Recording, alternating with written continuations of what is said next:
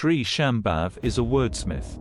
He has authored several captivating works, including the insightful Journey of the Soul, Karma, the engaging 20+1 short stories Series 1 and Series 2, and the uplifting life-changing Journey 365 inspirational quotes.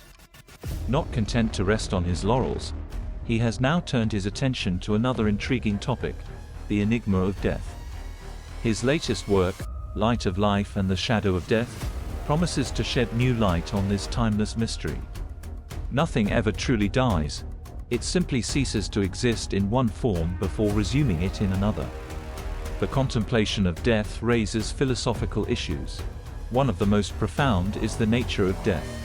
Many people have different perspectives on death. Some define death, for example, as the departure of the soul from the deha, body. This definition, however, may not be acceptable to those who believe there are no souls. It's also incomprehensible to anyone who believes that plants and lesser animals don't have souls but can still die. Others have defined death simply as the end of life.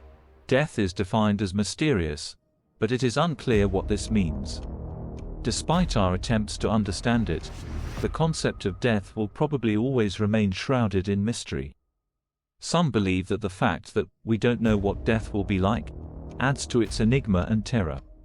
They commonly regard death as a terrible evil, especially when it occurs prematurely. Some argue, however, that death cannot harm individuals who die because when people die, they cease to exist, and it cannot harm people when they are not present.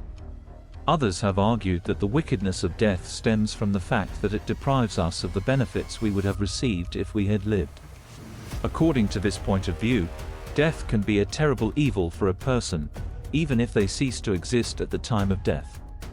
We will all die one day. It is an unavoidable fact of life. Although we are all aware of this truth, the fear of death pervades all human lives. Man is terrified of death, so he devises ways to avoid it and wishes to live indefinitely.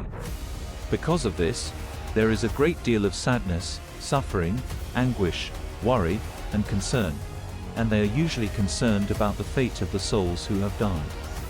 Life is an unending river that flows through the transient world until it joins the boundless ocean of existence.